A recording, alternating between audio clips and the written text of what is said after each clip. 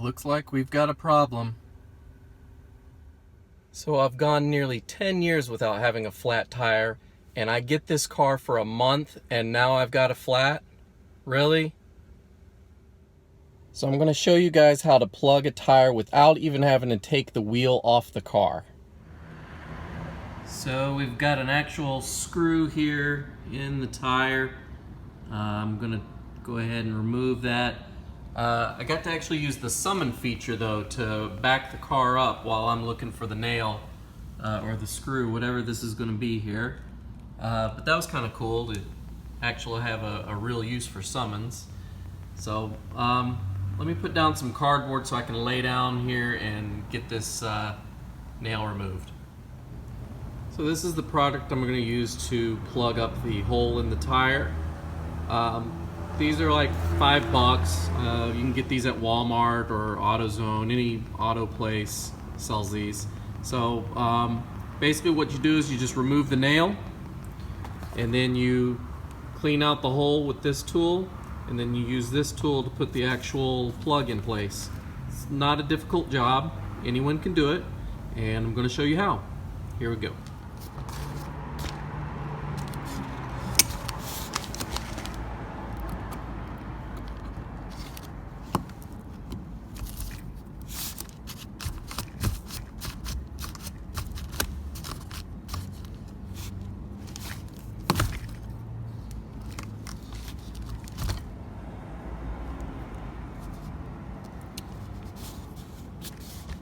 There we go.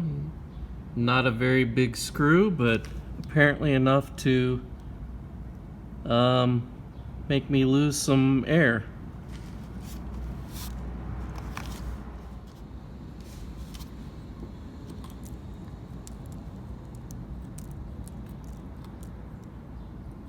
Just marking where the actual location is. I'm going to look around for some more nails, see if there's anything else or if that little one was the only one. So first thing, you're going to take your reamer tool. I just sprayed a little WD-40 on the tip here just to make it easier to go in. And this is the point of entry right here.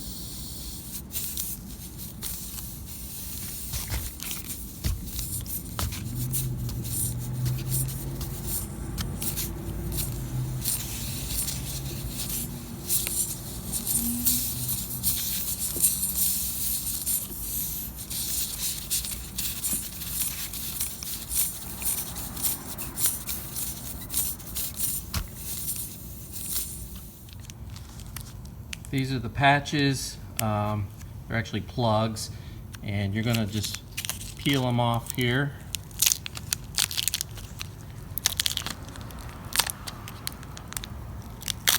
Very sticky, as you can see. And you're gonna put it in the middle of the eye.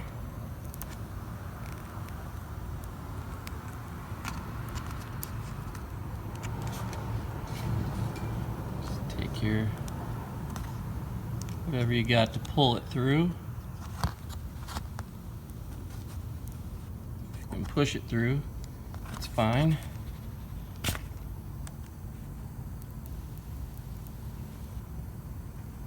Pretty much just put it in the middle like this. You're going to take your rubber cement and you're just going to put it on the plug.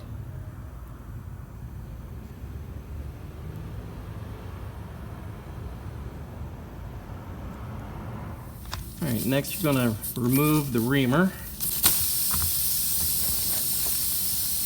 And you're going to plug the bolts.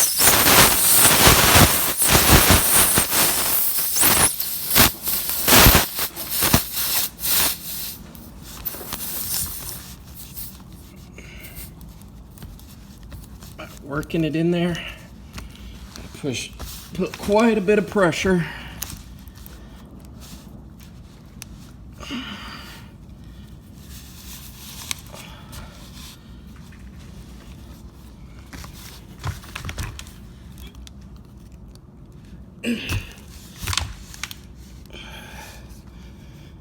Now's a good time to add that this is much easier if you can take the tire off or the wheel off the car, just so you can put your weight down on it.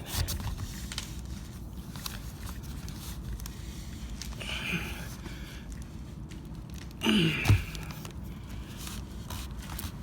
we go. Okay, once you have the plug inserted, all you do is pull straight out like that.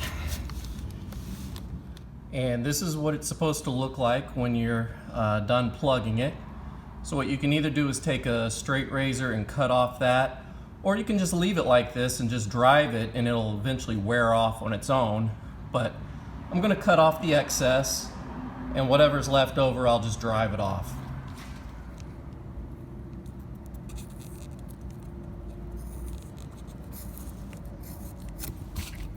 There you go. So here's my disclaimer. Plugging a tire is not a permanent solution. It's just a temporary fix until you can get the tire replaced or professionally patched up. What that includes is you have to take the tire off of the rim, and you need to put some sort of a patch on the inside of the tire as well as a plug. That's a more permanent type of solution that's supposed to last for up to like 7 years. So if you want to get yours done fixed for cheap, you'll have to take it in someplace to have that done. But like I said, I'm probably just going to call roadside assistance and have them bring me a new tire or see what we can work out. But eventually, yes, I'm going to replace this tire. These are brand new tires. I've only had the car for a little over a month. So even one new tire, I'm hoping it's not going to be that much off as far as tread wear. So you'll need to put air back in the tire. I've actually got an air compressor in my garage that I use. But if you don't, you can get a little portable solution like this, where it plugs up to your 12-volt supply in the car, and it's a portable solution that you can just keep in your trunk for future needs. These are the Michelin Primacy MXM4, and a lot of tire companies don't want to really work on these tires because they're such a new product. They don't really know much about them. But on the inside of here, there's an acoustic tile that's just like a foam padding that's glued to the middle of the tire, and that's supposed to keep down road noise.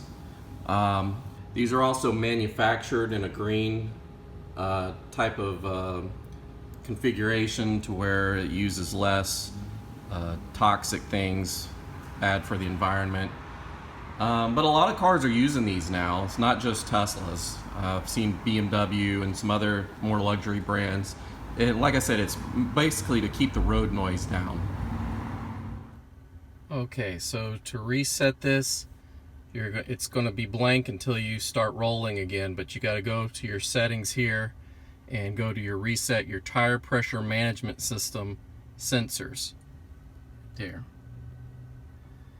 So what you're going to do is learn new pressures, and now you're going to just start driving and it'll relearn the pressures and report back what they are. Okay, so it's the next day and I have an update for you. I plugged the tire and today I drove it to work and I was still losing air pressure. So I called Tesla and set up an appointment for roadside assistance to come take a look at the tire. I'm at work right now and they actually met me here in the parking lot and gave me a loaner wheel. So the process was going to be that they take the damaged tire and bring it back to a Tesla service center where they can do a repair job on it. And then I go back to the repair center whenever I have time to have them put the repaired tire back on the car, and I give back the loaner tire.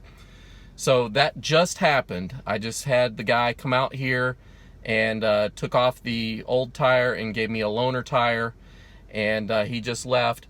But interesting thing that we discovered, it wasn't leaking air from the plug. There was a second nail, and it was on the back of the tire on the sidewall. So unfortunately, that tire cannot be repaired. Any damage to a sidewall has to be replaced. So it looks like I'm getting a new tire. Not very happy about that, but I'm glad that it happened sooner as opposed to later, because if I had worn more tread on the other tires, I would have had to buy more, multiple tires at once just so I could have an even tread level on, across both sides of the car. So now I'm just going to have to play the waiting game and pick up my new tire whenever I have time, and the cost is going to be on me. There is no type of hazard or roadside warranty for damaged tires, from the factory. That is the owner's responsibility. So I'm going to be out of pocket at least $300 to $400, I'm assuming. So I'll find that out probably sometime tomorrow, since the service center is already closed for the day. But I'll keep you guys posted on how that turns out. And yeah, you live and learn. So did you learn anything new? If so, let me know by hitting that like button below. And if you're thinking about buying a Model 3 for yourself, please consider using my referral code that I'm going to put down below. That'll give you 1,000 miles of free supercharging, and it's really a blessing to have that when you need it. So consider that if you are planning on purchasing. And if you want to continue this journey with me down the Tesla rabbit hole, please consider subscribing and we'll take that journey together. Take care, guys. Bye.